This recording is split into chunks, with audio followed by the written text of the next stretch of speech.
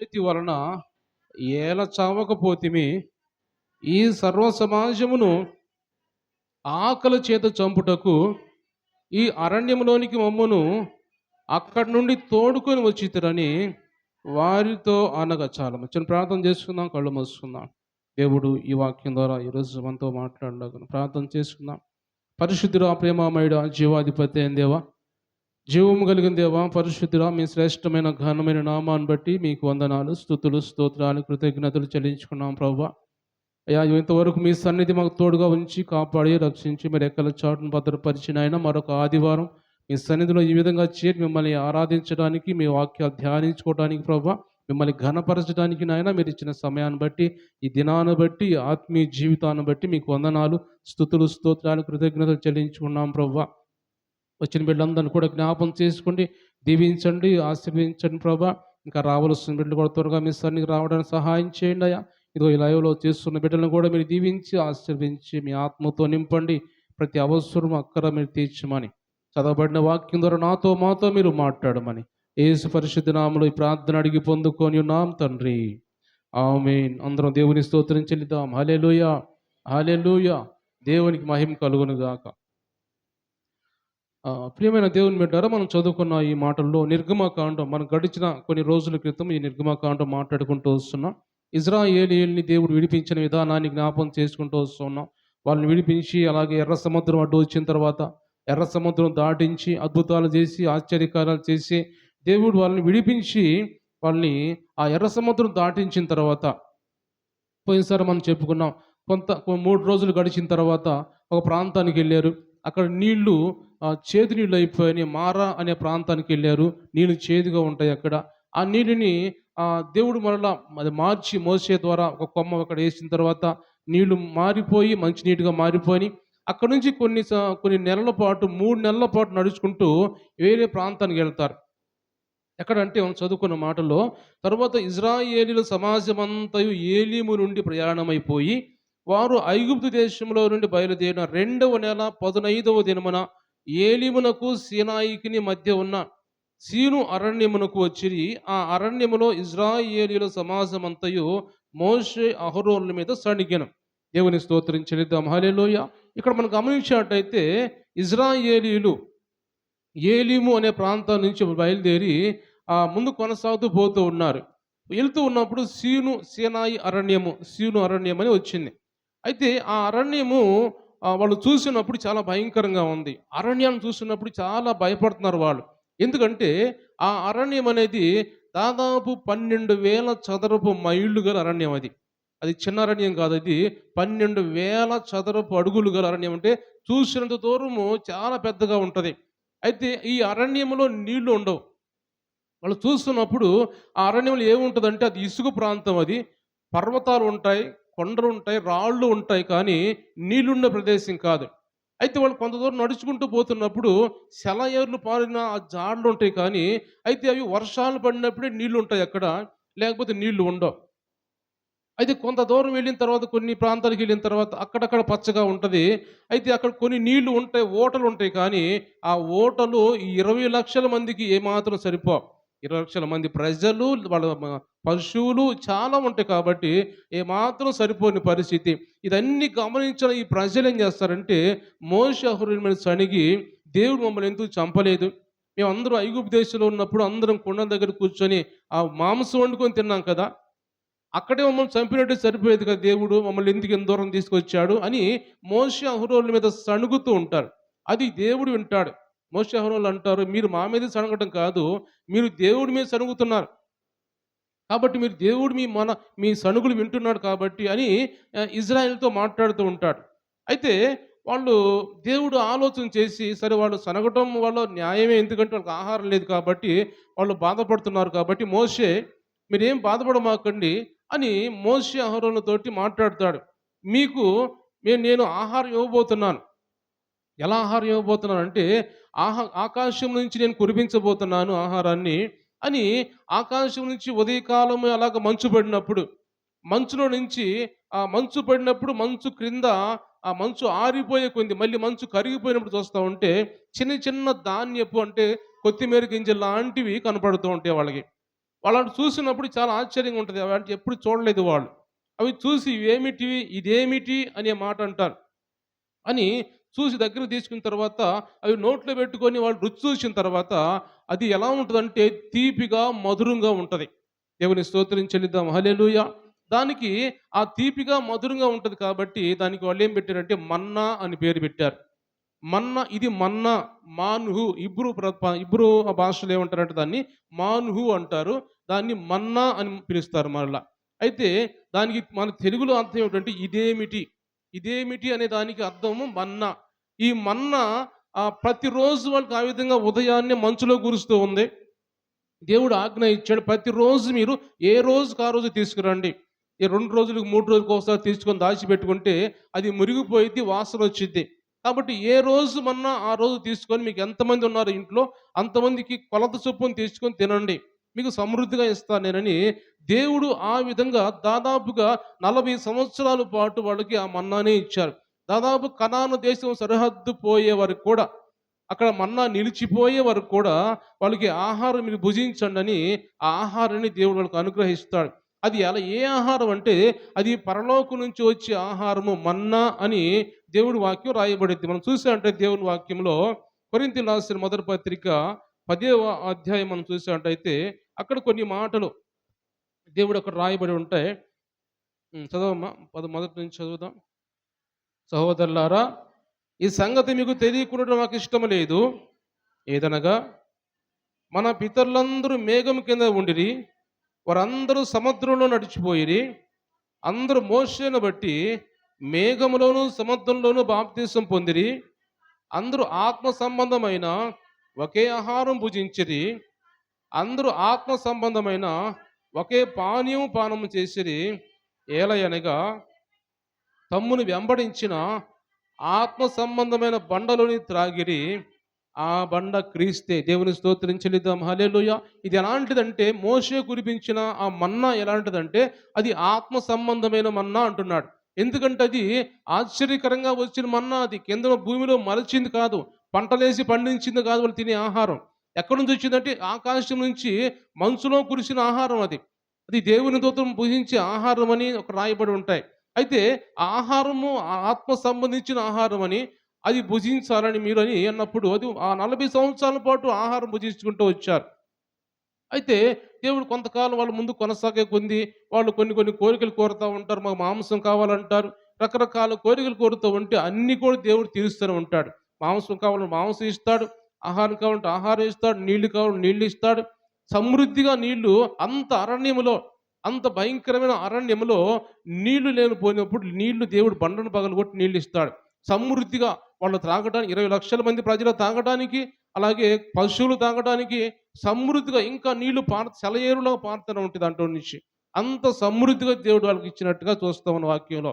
అయితే ఈరోజు దేవుడు మనతో మాట్లాడుతున్న మాటలు ఏమిటంటే ఆకాశం నుంచి మన్నాను కురిపించిన దేవుడు. ఆ మన్నా దేనికి సాదృశ్యంగా ఉందని గమనించినట్టయితే ఆ మన్నా దేవుని వాక్యానికి సాదృశ్యంగా ఉంది. దేవుని వాక్యానికి సాదృశ్యంగా ఉంది. యేసు ప్రభువుకు సాదృశ్యంగా ఉంది ఆ మన్నా. ఎందుకంటే మనం కొద్దిగా అర్థమయ్యేలా మనం చదువుకోవాలంటే యోహాను సువార్త మొదటి అధ్యాయంలో మనం చూసినట్టయితే కొన్ని మాటలు జాగ్రత్తగా మనం ఆలకిస్తే అర్థం అవుతుంది మనకి. లేకుంటే మనకు అర్థం కాదు. మొదట్లో మనం చదవమా. మొదటి అధ్యాయం యోహాను సువార్త. ఆదియందు వాక్యం ఉండెను, వాక్యము దేవుని యొద్ద ఉండెను, వాక్యము దేవుడై ఉండెను, ఆయన ఆదియందు దేవుని యొద్ద ఉండెను, సమస్తమును ఆయన మూలంగా కలిగెను. చాలు గమనించండి దేవుని బిడ్డారా, దేవుని వాక్యం ఎక్కడ ఉందంటే మొట్టమొదటిగా ఆదియందు వాక్యం ఉంది. అది దేవుని యొద్ద ఉంది. దేవుడు ఎక్కడ ఉన్నాడు? పరలోకంలో ఉన్నాడు. పరలోకంలో ఉన్న దేవుడు వాక్యము, ఆ వాక్యము శరీరాన్ని ధరించుకొని ఈ భూలోకానికి వచ్చాడు. అయితే మనం భుజించే ఆహారము ఈ లోకంలో సంబంధించిన మోషే అంటాడు, దేవుడు అంటాడు మీకు మోషే ఇచ్చిన ఆహారం ఏంటిదంటే అది మీకు శరీరం సంబంధించిన ఆహారం ఇచ్చాడు. నేనిచ్చే ఆహారము మీకు నిత్య జీవాన్ని ఇచ్చే ఆహారం నేస్తాను. ఆ ఆహారము నేనే అంటాడు. నేను పరలోకాల నుంచి దిగి వచ్చిన మన్నాను నేనే. ఆ రోజు మోషే మీకు ఇచ్చిన ఆహారం ఈ లోకంలో బ్రతకడానికి ఇచ్చాడు. 40 సంవత్సరాలు బ్రతకడానికి ఇచ్చాడు. నేనిచ్చే ఆహారం మీరు తింటే మీరు నిత్య జీవాన్ని పొందుతారు అని యేసు ప్రభు మాట్లాడుతాడు. అంటే ఆయన వాక్యమై ఉన్న దేవుడు ఈ లోకానికి దిగి వచ్చి మన కోసమైన ఆహారంగా మారినట్టుగా మనం చూస్తాం వాక్యంలో. చూద్దాం, ఒక మాట చదువుదామా? గమనించినట్లయితే దేవుని వాక్యములో యోహాను సువార్త, యోహాను సువార్త 6వ అధ్యాయము, యోహాను సువార్త 6వ అధ్యాయంలో కొన్ని మాటలు మనం ధ్యానం చేసుకుందాం. 6వ అధ్యాయం 35వ వచనం చదువుదాం. 33 నుంచి చదవమ్మా. పరలోకము నుండి దిగివచ్చి లోకమునకు జీవమునిచ్చినది దేవుడు అనుగ్రహించు ఆహారమై ఉన్నది అని మీతో నిశ్చయముగా చెబుతున్నాను నేను. వారు, ప్రభువా, ఈ ఆహారం ఎల్లప్పుడూ మాకు అనుగ్రహించమనిరి. అందుకు యేసు వారితో ఇట్లా, నేను జీవాహారము నేనే, నా యొద్దకు వచ్చువాడు ఏ మాత్రము ఆకలి కొనడు, నా యందు విశ్వాసం ఉంచువాడు ఎప్పుడునూ తప్పికొనడు. ఇంకా మరొక వాక్యం చదవమ్మా. అక్కడ అదే అధ్యాయంలో 6వ అధ్యాయంలోనే 47వ వచనం చదవం.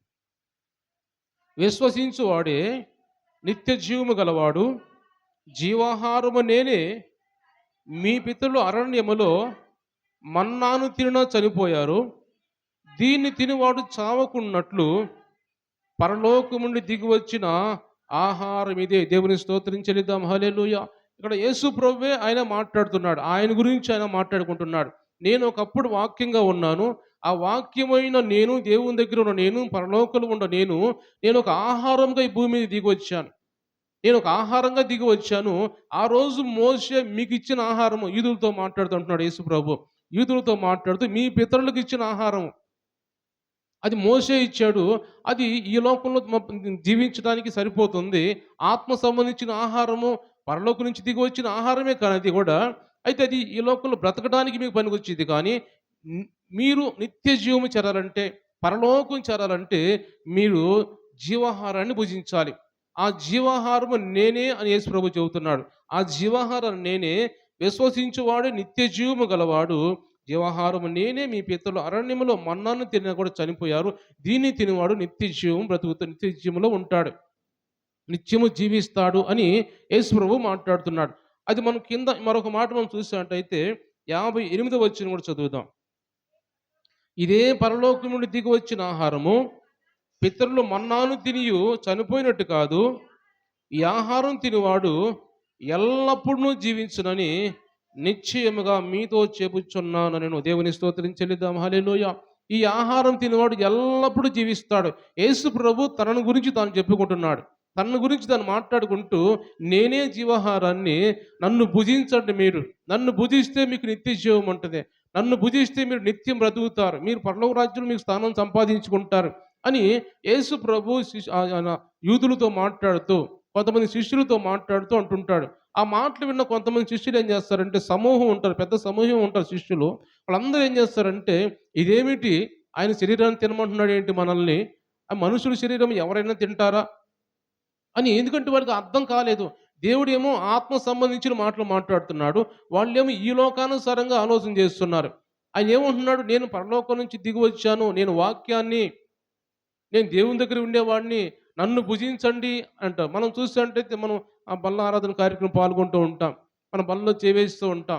చేవేస్తున్నాం, మనం ఏం తీసుకుంటాం? రొట్టె తీసుకుంటాం. రొట్టె తీసుకుంటాం కాబట్టి ఆ రొట్టె ఏమిటి, దేనికి సాదృశ్యంగా ఉందంటే దేవుని వాక్యానికి సాదృశ్యంగా ఉంది. ఆ రొట్టె మనం తింటున్నప్పుడు దేవుని వాక్యాన్ని మనం భుజిస్తున్నాం. ఆ వాక్యం మన హృదయంలోకి వెళ్తుంది. ఆ వాక్యం భుజిస్తున్నాము. ఆ వాక్యమే యేసు ప్రభు. ఆ వాక్యాన్ని మనం తింటున్నాం, యేసు ప్రభునే మనం తింటున్నాం. వాళ్ళకి అర్థం కాక ఏమంటున్నారంటే, ఇదేమిటి శరీరాన్ని భుజించమంటున్నాడు, తినమంటున్నాడు, ఈ మనుషులు ఎలాగ తింటారు ఇలాగూ అంటారు. కానీ ఆత్మ సంబంధించిన మాట దేవుడు మాట్లాడుతున్నాడు. కాబట్టి మనం తినే ఆహారం కూడా బలలో చేవేసేటప్పుడు కూడా అది దేవుని శరీరమే, అది శరీరానికి సాదృశ్యంగా మనం తింటున్నాం. కాబట్టి ఇది వాక్యాలకు సాదృశ్యంగా ఉంది. ఆ వాక్యం ఒకప్పుడు పరలోక రాజ్యంలో ఉంది. ఆ పరలోక రాజ్యంలో ఉన్న ఆహారం, అది ఆహారం మన కోసం ఈ భూమి మీదకి దిగి వచ్చింది. కాబట్టి ఆహారం మనం తింటే మనం కూడా పరలోక రాజ్యానికి చేరతాము అని దేవుడు మాట్లాడుతున్నాడు. కాబట్టి పరలోకం సంబంధించిన మనుషులు మనం మట్టి మనుషులమే. కానీ అది దేవుని వాక్యం రాయబడిన కొన్ని మాటలు ఏమిటంటే, భూమికి మట్టికి సంబంధించిన మనుషులు ఉంటారు, కానీ పరలోకం సంబంధించిన మనుషులు కూడా ఉంటారు. ఈ ఈ లోకానికి సంబంధించిన మనుషులకి పరలోక రాజ్యం సంబంధించిన ఆలోచనలు తెలియవు. పరలోక రాజ్యం సంబంధించిన వాళ్ళకి ఆ ఆలోచనలు తెలుస్తాయి అని కొన్ని మాటలు బైబిల్లో రాయబడతాయి. అంటే మనము పరలోక రాజ్యం చేరాలంటే మనం ఏం చేయాలంటే ఈ ఈ ఆహారాన్ని జీవాహారాన్ని మనం భుజించాలి. ఆ జీవాహారం ఎవరయ్య అంటే యేసు ప్రభు. ఆ యేసు ప్రభువుని మనం భుజించాలి. అయితే మనం గమనించినట్టయితే యేసు ప్రభు మాట్లాడుతూ కొన్ని మాటలు మాట్లాడుతూ మరి కొన్ని మాటలు మనం చూసినట్టయితే దేవుడు మాట్లాడుతూ అంటాడు మత్తయి సువార్త 4వ అధ్యాయము మొదటి నుంచి మనం చూసినట్టయితే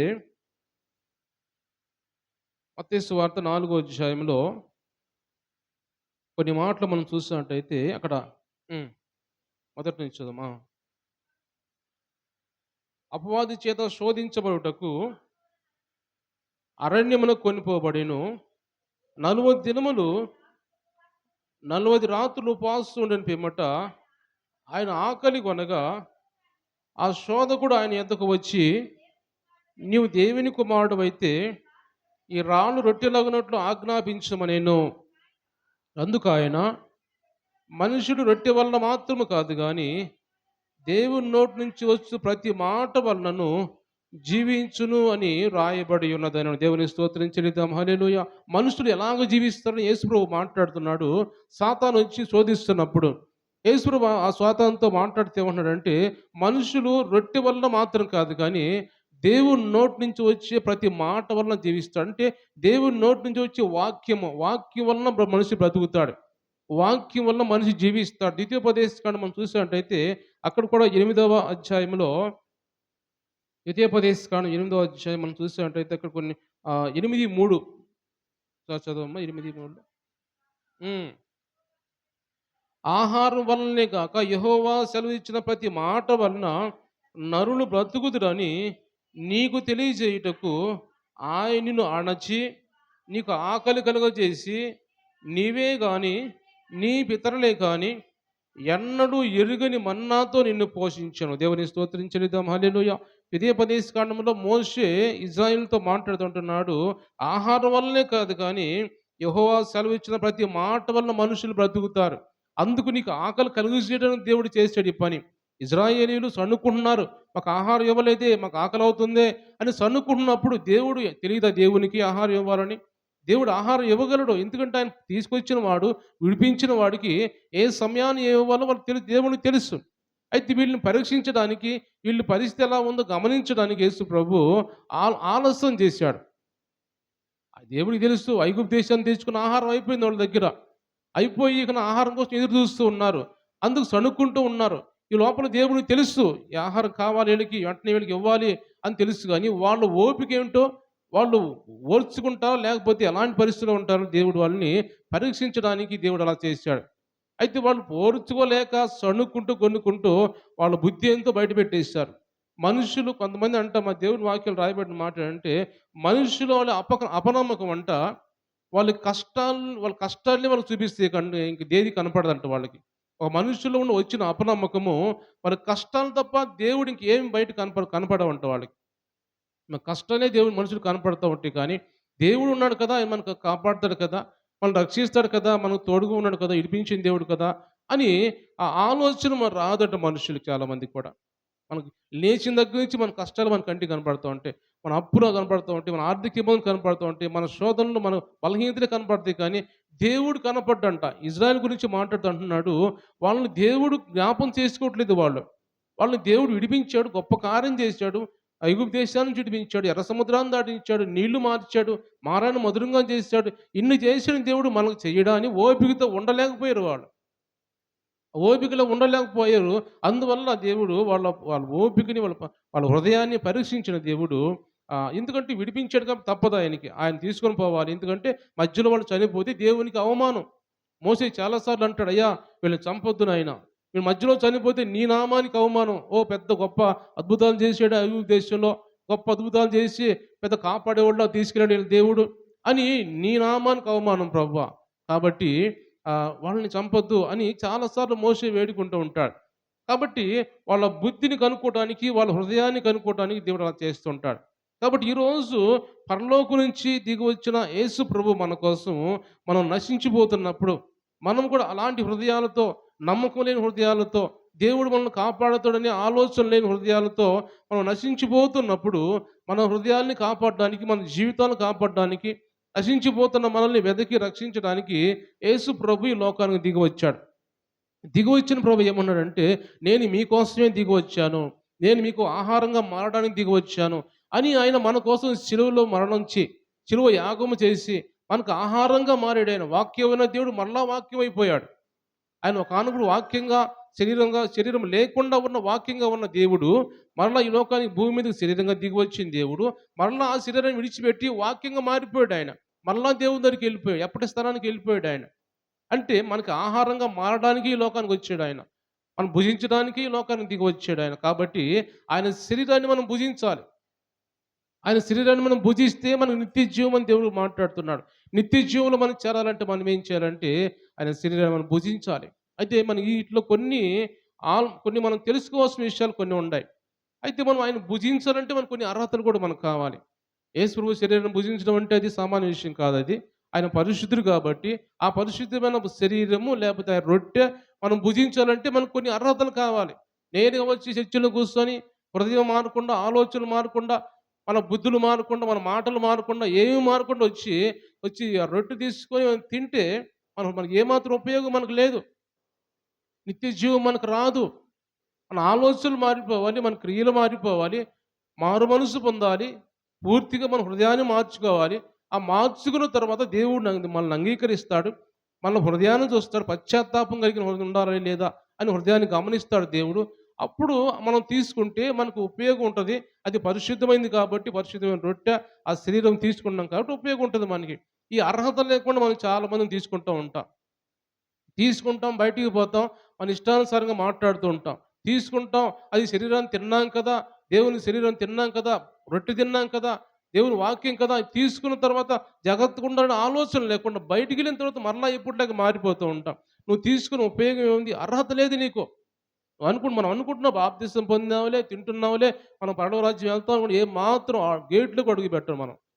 ఆ అంచుకుడు పోం, పరలోక రాజ్యం అంచుకోడు. నేను చెబుతున్నాను. దేవుని వాక్యంలో ఉన్నది ఉన్నట్టుగా ఎవరైనా మీరు బాధపడండి, లేకపోతే నేను ఇంకా సరి చేసుకుంటాను అనుకోండి, హృదయాన్ని సరి చేసుకోండి, ఏమైనా కానీ పరలోకపు అంచుకుడు మనం తాగమన్నమాట.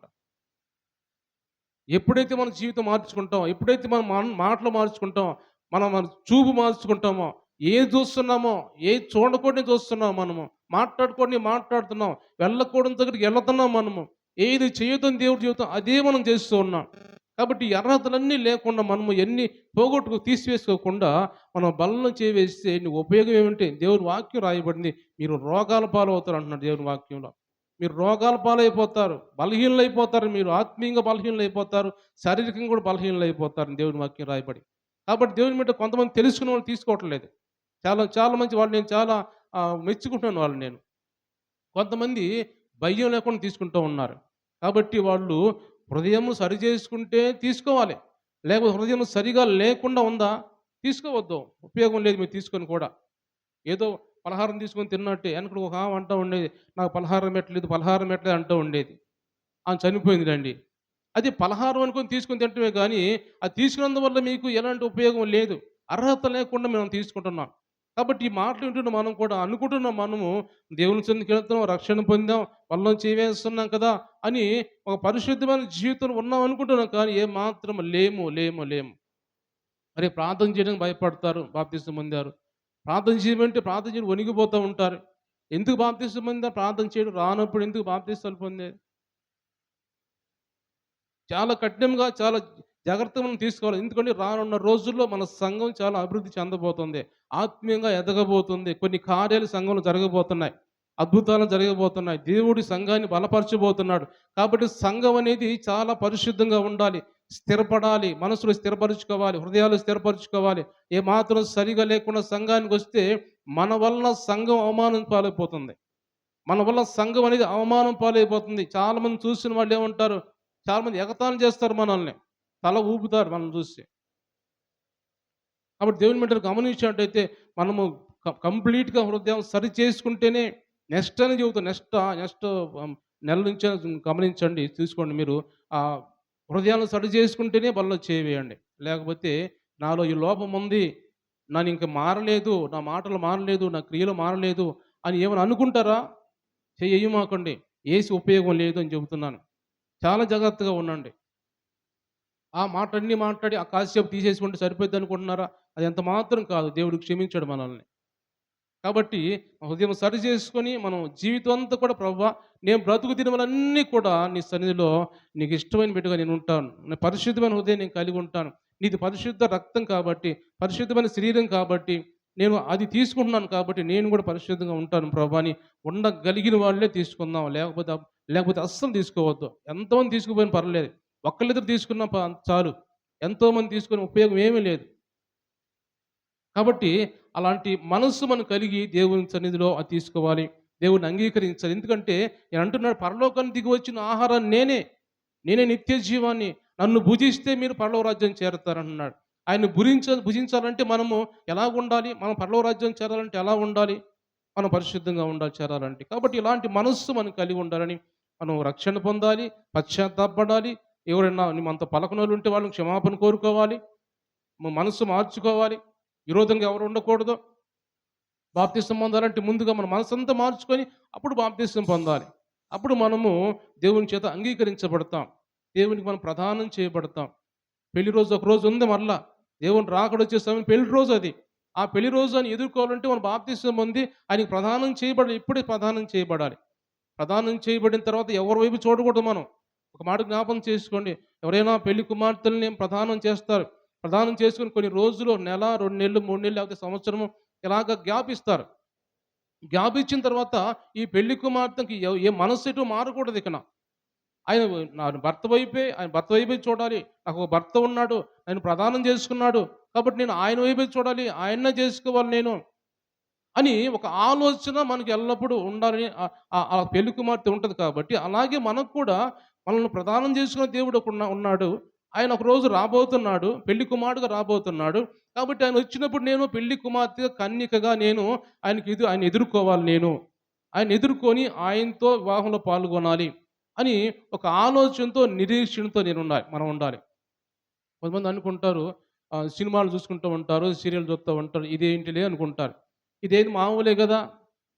అని ఇదే కొంతమంది అంటున్నారు, ఇది సినిమా కాదుగా సీరియల్‌గా అంటారు.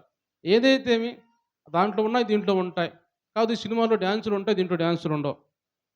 మోసకరమైన మాటలుంటాయి, అబద్ధాలుంటాయి, రకరకాల కుట్రలు, కుతంత్రాలు సీరియల్‌లో ఉంటాయి. అన్ని రకరకాలుగా ఉంటాయి. మనం తెలుసుకోవట్లేదు నేను అంటున్నా. ఎందుకు తెలుసుకోవట్లేదు మనం?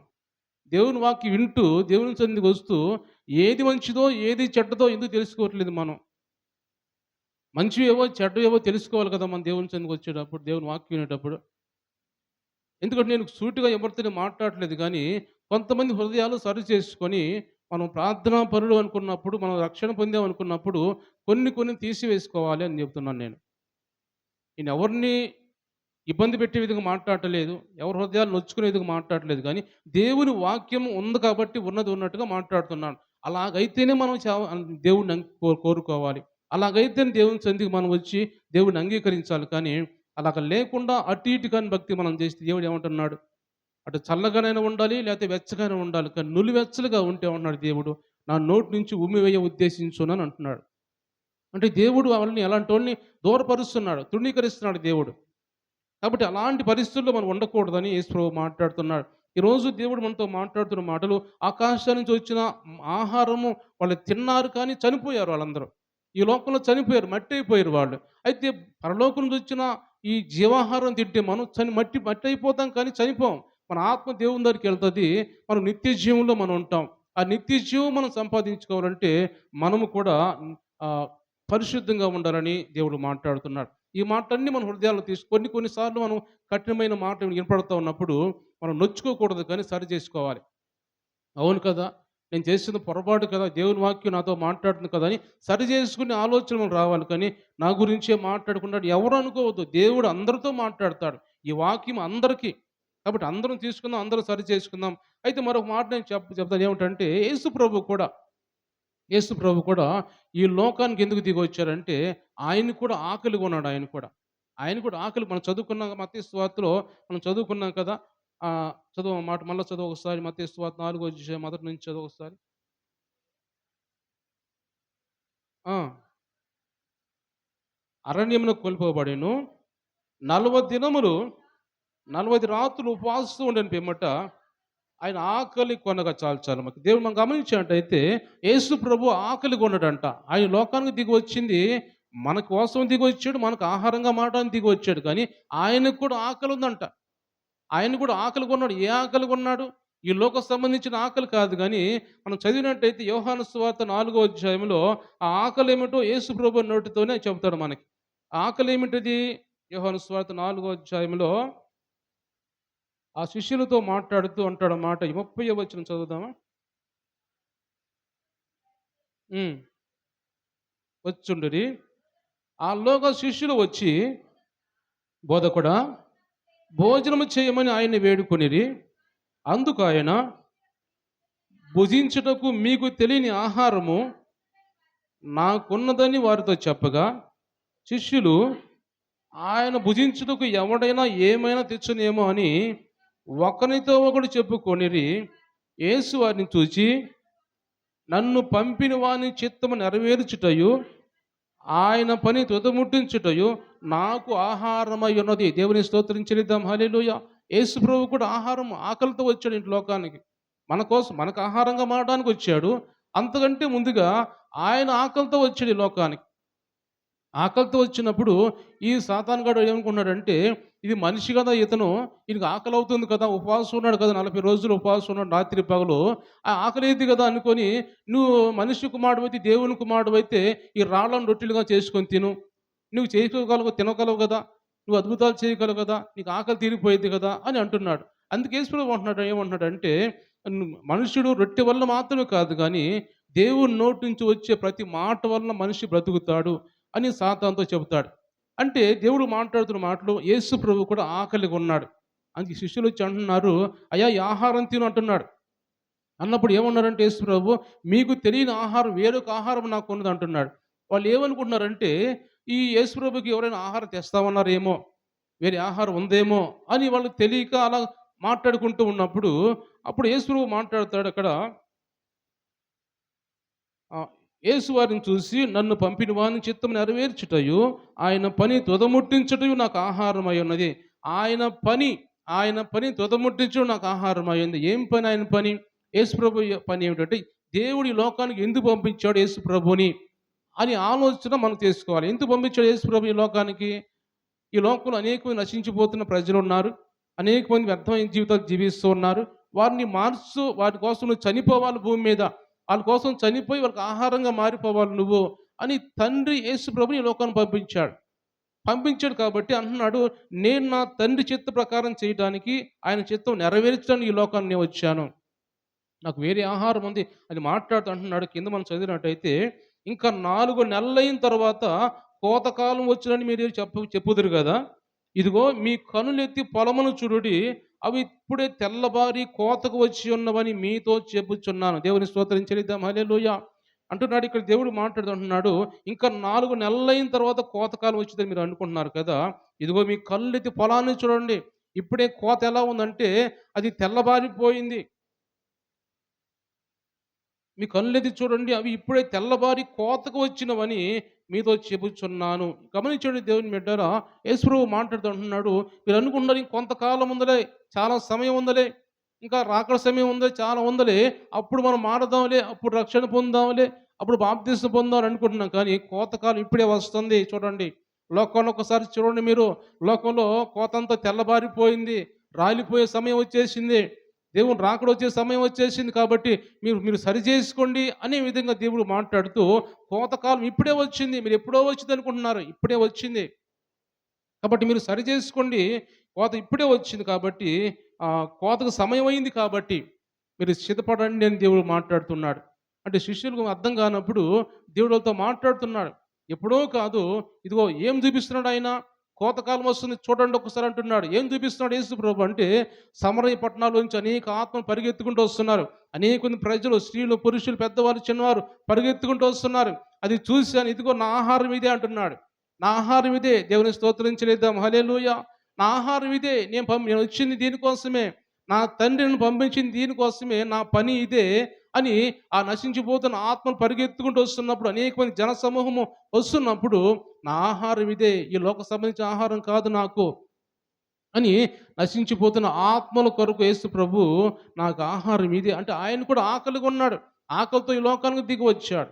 కాబట్టి దేవుని బిడ్డలు గమనించినట్టయితే నశించిపోతున్న మన కోసం ఆయన లోకానికి వచ్చాడు. మనము ఆయనకి మన ఆహారంగా మనం మారిపోతున్నాం. ఆయన కూడా మనకు ఆహారంగా వచ్చాడు.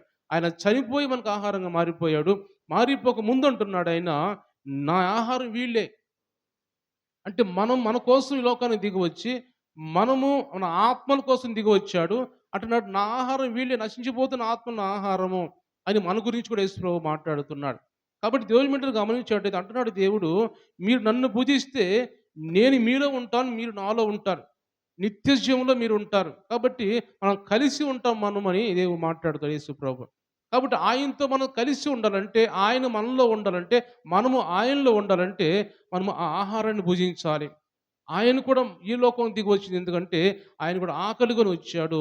ఆకలితో ఉన్నాడు కాబట్టి మనం చూస్తే శిలువ మీద ఎంతో భయంకర ఆకలి, దప్పికతో ఉంటాడాయన. ఈ దప్పికొనుచున్నానంటాడు. ఏం దప్పికొనుచున్నాడంటే, ఈ లోక సంబంధించిన నీటి కోసం అడగట్లేదు కానీ, ఆయన దప్పిక, ఆయన ఆకలి ఏమిటంటే, ఆయన నశించిపోతున్న ఆత్మల కొరకు. అంటే ఇంకా సిలువ మీద మరణిస్తున్నాడు కదా! పనయిపోయింది కదా! ఇంకా దప్పిక తీరిపోయినట్టే కదా! ఆత్మను రక్షించినట్టే కదా! అనుకోవచ్చు మనం. ఏమాత్రం కాదు. ఆయన ఒక సూచన చేసి, కొన్ని మార్గాలు తెలియజేసి వెళ్ళిపోయాడు. ఆ తర్వాత కొనసాగించాలి మనం. ఆ తర్వాత వచ్చిన వాళ్ళు శిష్యులు కావచ్చు, మనం కావచ్చు, దైవజనులు కావచ్చు, దాన్ని కొనసాగించి ఆత్మను సంపాదించాలని దేవుడు మాట్లాడుతున్నాడు. నేను దప్పికొనుచున్నాను ఇంకా. నా దప్పిక తీరింది అనలేదు. సిలువలో ఏమన్నాడు ఆయన?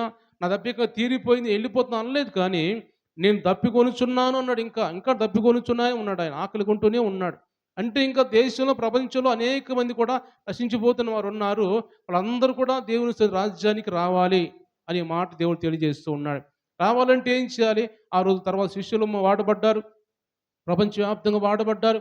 ఆ తర్వాత దైవజనులు వచ్చారు. మనలాంటి వారు, రక్షణ పొందిన వారు చాలామంది కూడా ఈ విధంగా దేవుని స్వార్థ ప్రకటిస్తున్నప్పుడు అనేక మంది రక్షణ పొందుతూ ఉన్నారు. కాబట్టి ఆయన ఆకలి, ఆయన దప్పికంతా మనమే. మనం దేవుని రాజ్యంలో ఉంటేనే ఆయనకి ఆకలి. నా ఆకలంతా ఇదే అని దేవుడు ఇక్కడ సమరయిసి సంబంధించిన ఆ విషయంలో మాట్లాడుతూ శిష్యులతో మాట్లాడుతూ ఉంటాడు. కాబట్టి దేవుని బిడ్డలు మనం గమనించినట్టయితే ఇవన్నీ మనం సంపాదించుకోవాలంటే, మనం ఆకలి తీరాలంటే మనం కూడా ఏం చేయాలి? మనం రక్షణ పొందాలి. మనం బాప్తీసం పొందాలి. మన హృదయాలు మార్చుకోవాలి. పశ్చాత్తాపడాలి. మన పశ్చాత్తాపం హృదయం కలిగి, మన హృదయం ఎలాంటి లోపాలు లేకుండా తీసివేసుకుంటూ, శత్రువు ఉన్నాడు నీకు, శత్రువు ఉండకూడదు మనకి. ఈ లోకంలో శత్రువు మన ఇంటి పక్క వాడు కావచ్చు, ఎదురు వాళ్ళు కావచ్చు, లేకపోతే ఎవరు కూడా మన శత్రువు ఉండకూడదు. మన శత్రువు ఉంటే మనలో ఒక పాపం ఉన్నట్టే. నువ్వు ఒకరితో పలకుండా ఉన్నావంటే నీలో పాపం ఉన్నట్టే. నువ్వు ఏదైనా అబద్ధం ఆడమంటే నీలో పాపం ఉన్నట్టే. ఈ పాపాలన్నీ మనలో ఉన్నట్టే. కాబట్టి ఇవన్నీ కూడా మనం తీసివేసుకొని, మనము దేవుని సన్నిధిలో దేవునికి ఇష్టమైన వారిగా, ఆ ఆహారాన్ని భుజించే వారిగా మనం ఉండాలి. కాబట్టి దేవుడు అంటున్నాడు, నేనే ఆ ఆహారాన్ని మన్నాను ఆహ్, పరలోకం దిగి వచ్చిన మన్నాను నేనే. కాబట్టి నన్ను భుజించండి మీరు అని యేసు ప్రభు ఆయనకాయనే ప్రాణత్యాగం చేసుకొని, నన్నెవరు చంపట్లేదు, నన్నెవరు అప్పగించట్లేదు, నాకు నేనే మరణిస్తున్నాను అని యేసు ప్రభు అని మన కోసం మరణించాడు. మరణించిన తర్వాత ఆ మరణించిన శరీరాన్ని, ఆ మరణించిన రక్తాన్ని అది మనం తీసుకొని, మనం తీసుకుంటున్నాం, తింటున్నాం, తాగుతున్నాం కాబట్టి అదే మనకు జీవాహారము. ఆ జీవాహారం మనం భుజించేవారిగా అందరూ అలాగే భుజించేవారిగా ఉండాలి. ఏదో కొద్దిమందే తీసుకుంటున్నాం కాబట్టి కానీ మనం అందరూ కూడా రక్షణ పొంది హృదయాలు మార్చుకొని, ఎందుకంటే కోతకాలం దగ్గరలో ఉంది. కోత సమయం దగ్గర పడింది కాబట్టి, ఇంకా మాట చెప్పబోతున్న లాలస్యం అదే ఇకన. దూతలతో మాట్లాడబోతు, నీ కొడవలు కింద పడేయి.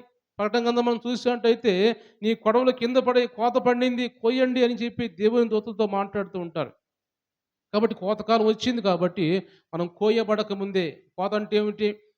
పొలములో పైరు, ఆ పైరు నువ్వు నేనే. పైరు ఏదో కాదు. పొలంలో పైరంటే నువ్వు నేనే. మనం కోయబడే సమయం వచ్చింది. మనం పడిపోయే సమయం వచ్చింది. కాబట్టి ఈ కోయబడే సమయం లోపలే మనం రక్షణ పొందాలి. కోయబడ్డావా? రక్షణ లేకుండా కోయబడ్డావా? నువ్వు అగ్నిగుండంలో పడిపోవడం తప్ప ఇక వేరే మార్గం ఏమి లేదు. రక్షణ పొంది కోయబడ్డావా? నువ్వు దేవుని రాజ్యంలో ఉంటావు. నిత్య జీవంలో ఉంటావు. ఎందుకంటే ఆయన్ని భుజిస్తున్నాం కాబట్టి, ఆయన మన ఆహారంగా ఉన్నాడు కాబట్టి, అలాగే మనం జీవించాలని దేవుడు మాట్లాడుతున్నాడు. ఒక వాక్యం మనం చదువుకొని మనం ముగించుకుందాం. యెషయా గ్రంథం మనం చూసినట్టయితే మొదటి అధ్యాయంలో దేవుడు మాట్లాడుతూ అంటున్నాడు. యెషయా గ్రంథం మొదటి అధ్యాయంలో మనం చూసినట్టయితే అక్కడ దేవుడు మాట్లాడుతూ మన పాపాల గురించి 18వ వచనం చూద్దాం. మొదటి అధ్యాయం. యెహోవా ఈ మాట సెలవిచ్చున్నాడు, రండి మన వివాదము తీర్చుకుందాము. మీ పాపము రక్తం వలె ఎర్రనివైనను, ఆమె హిమము వలె తెల్లబడును. కెంపు వలె ఎర్రనివైనను, అవి గొర్రెబొచ్చు వలె తెల్లనివగును. దేవుని స్తోత్రం చెల్లిద్దాం. హల్లెలూయా. యేసు ప్రభువు మాట్లాడుతూ అంటున్నాడు, ఇశ్రాయేలు ప్రజలతో మాట్లాడుతూ ఏమంటున్నాడంటే, ఈ మాట సెలవిచ్చున్నాడు, మనం రండి మన వివాదం తీర్చుకుందాం. మీ పాపములు రక్తం వలె ఎర్రగా ఉన్నా కానీ అవి హిమము వలె మంచు వలె తెల్లగా ఉంటాయి. కెంపు వలె ఎర్రగా ఉన్నా కానీ గొర్రెబొచ్చు వలె తెల్లగా నేను చేస్తాను అంటున్నాడు దేవుడు. రండి నా దగ్గరికి రండి. మన వివాదం, మా మధ్యలో వివాదం ఉంది. ఏ వివాదం అంటే అది పాపము. ఆ పాపాన్ని తొలగించుకోండి. నేను ఎలాంటి ఎర్రగా ఉన్న మీ పాపాలని నేను తెల్లగా చేస్తాను. హిమం వలె చేస్తాను. గొర్రెబొచ్చు వలె చేస్తాను. కాబట్టి రండి మన వివాదం తీర్చుకుందాం. దేవునికి మనకంట మధ్యలో వివాదం ఉందంట. వివాదం ఏమిటంటే అది పాపమే. చూద్దాం ఒకసారి అదే మనం చూసినట్టయితే యెషయా గ్రంథంలోని 59వ అధ్యాయంలో ఎందుకు మనము దేవుని సన్నిధిలో దేవుడు మనల్ని రక్షించలేకపోతున్నాడు, మనం కాపాడబడలేకపోతున్నాం, మన ప్రార్థన దేవుడు ఆలకించట్లేదు ఎందుకంటే 59వ అధ్యాయం మొదటి 2 వచనం చదువుదాం. రక్షింపనేనక ఉండునట్లు యెహోవా హస్తము కురుచు కాలేదు, విననేనక ఉండునట్లు ఆయన చెవులు మందము కాలేదు. మీ దోషములు మీకును మీ దేవునికిని అడ్డముగా వచ్చెను. మీ పాపములు ఆయన ముఖమును మీకు మరుగుపరచెను గనుక ఆయన ఆలకింపకున్నాడు. దేవుని స్తోత్రం చెల్లిద్దాం. హల్లెలూయా. యేసుప్రభు అంటున్నాడు, రక్షింపనేనక ఉన్నట్టు నా హస్తం కొరచ కాలేదు, వినకుండా ఉన్నట్టు నా చెవు మందం కాలేదు. వింటాను, వినగలను నేను, ఆ హస్తంతో ఏమైనా పని చేయగలను నేను, ఏమైనా చేయగలను. కానీ మీ దోషములు మీకు మీ దేవునికి అడ్డముగా ఉన్నాయి. మీ పాపములు ఆయన ముఖమును మీకు మరుగుపరుస్తున్నాయి. మీరు దేవుని ముఖం డైరెక్ట్‌గా చూడలేకపోతున్నారు. ఎందుకంటే మీ పాపాలు ఆయనకి కనబడనివ్వటం లేదు. మీ పాపములు మీ కళ్ళకు అడ్డం ఉన్నాయి కాబట్టి ఆయన మీకు కనబడట్లేదు. మీ దోషాలు మీకు అడ్డంగా ఉన్నాయి కాబట్టి ఆయన మీ ప్రార్థన ఆలకించటం లేదు. కాబట్టి ఆయన మీ ప్రార్థన ఆలకించాలన్నా, మీకు సహాయం చేయాలన్నా, మేము రక్షించాలన్నా కూడా మన పాపములు, దోషములు తీసివేసుకోవాలి. కాబట్టి అంటున్నాడు, అది ఎలాంటి పాపమైనా సరే, అది ఎలాంటి దోషమైనా సరే నేను తీసివేస్తాను. దాన్ని తెల్లగా చేస్తాను నేను. హిమం వలె, మంచు వలె చేస్తాను. గొర్రెబొచ్చు వలె తెల్లగా నేను చేస్తాను. దాన్ని నేను కడుగుతాను. రండి నా దగ్గరికి, మన వివాదం తీర్చుకుందాం రండి అని యేసు ప్రభువు మాట్లాడుతున్నాడు. కాబట్టి మనం ఈరోజు దేవుని చెందుకు వచ్చిన మనం కూడా, ప్రభువా నాలో ఇంకా పాపం ఉందయ్యా, నేను ప్రార్థిస్తున్నప్పుడు మీ మక్కువ నాకు కనబడట్లేదు నాయన, నేను చూడలేకపోతున్నాను ప్రభా అని దేవుని సన్నిధిలో మనం అలాగే ప్రార్థన చేసినట్టయితే మన పాపం కడిగి, మన దోషం కడిగి ఆయన ముఖం మనం కనబడజేసుకునే దేవుడు ఆయన. మోషేతో అంటాడు, మోషే అడిగినప్పుడు, ప్రభువా నీ ముఖం నేను చూడాలనుకుంటున్నాను ప్రభా అన్నప్పుడు, నా ముఖం చూడలేవు కానీ నా వీపును చూస్తావు. ఎందుకంటే నా ముఖం చూసి బ్రతికిన నరుడు ఎవడు లేడు. ఎందుకంటే ఆయన చూసి మనం తట్టుకోలేం. ఆయన అంత భయంకరమైన మనిషి. ఎందుకంటే ఆయన ఆకాశవాణి సింహాసనం భూమి మీద నుంచి పాదపీఠము. ఇంకెంత మనిషి ఉంటాడు ఆయన, చూడగలం మనం ఆయన ముఖాన్ని. ఆకాశపు సింహాసనం అంటే, భూమి పాదపీఠం అంటే, ఆయన సింహాసనం ఎలా ఉంటుంది, అక్కడి నుంచి కాళ్ళే ఎంత పెద్దగా ఉన్నాయంటే, అక్కడి నుంచి అంత ఎత్తుగా ఉన్నాడంటే, ఇంకా ఎంత ఆకాశం అంత విశాలమైపోయిన దేవుడు ఆయన. ఆకాశం అంతా ఉన్న దేవుడు ఆయన. ఆయన అన్ని సంచరించే దేవుడు ఆయన. ఆయన మనం చూడగలం ముఖాన్ని. అందుకే అంటున్నాడు, నేను తిరిగిపోతాను, నా వీపును చూద్దుకొని మోసే నువ్వు అంటాడు. కనీసం ఆయన వీపును చూడటానికని దేవుడు అవకాశం ఇస్తుంది. ఎందుకంటే దాటిపోయేటప్పుడు మోషేకి కనపడకుండా చెయ్యి అడ్డం పెడతారు సందులో, మన బండ సందులో ఉండు అంటాడు. చెయ్యి అడ్డం పెట్టి ఎలాగ దాటిపోతాడు యేసు ప్రభు. వెనక వీపును చూస్తాడు మోషే. ఏదో ఒకటి దేవుడిని చూశాడు అంతే. చూడాలంటే మనము మన దోషాలు తీసివేసుకోవాలి, మన పాపాలు తీసివేసుకోవాలి. కాబట్టి ఆయన రక్తంతో మనల్ని కడగబడాలి. ఈ మాట జ్ఞాపకం చేసుకుందాం. మనం కూడా జీవాహారం మనం తినాలంటే, పరలోకం నుంచి దిగి వచ్చిన మన్నా యేసు ప్రభువును మనం భుజించాలంటే, మనం కూడా మన పాపములు ఒప్పుకొని, మన జీవితాలు మార్చుకొని, మనం కూడా మన దేవుడిని, మన ముఖం, మన దేవుడు మనకు కనపడేటట్టుగా మనం చేసుకోవాలంటే, మనము మన పాపాలు తీసివేసుకుని కడుగు వేసుకుందాం. దేవుడి మాటలు దీవించి ఆశీర్వదించునుగా. కళ్ళు మూసుకుందాం, ప్రార్థన చేసుకుందాం. అందరం ప్రార్థన చేసుకుందాం. దేవా ఈరోజు మాతో మాట్లాడిన దేవా నీకు వందనాలు. ఇదిగో మోషే ప్రభా మాట్లాడుతున్నాడు. మోషే ద్వారా మీరు మాట్లాడుతున్నారు. అయ్యా ఇదిగో పరలోకం నుంచి దిగి వచ్చిన మోషే మీకు కురిపించలేదు, కానీ నేను కురిపించాడు, నా తండ్రి కురిపించాడు. అది ఈ లోకం సంబంధించింది. 40 సంవత్సరాలు మీరు తిన్నారు, కానీ అది ఈ లోకంలో మీరు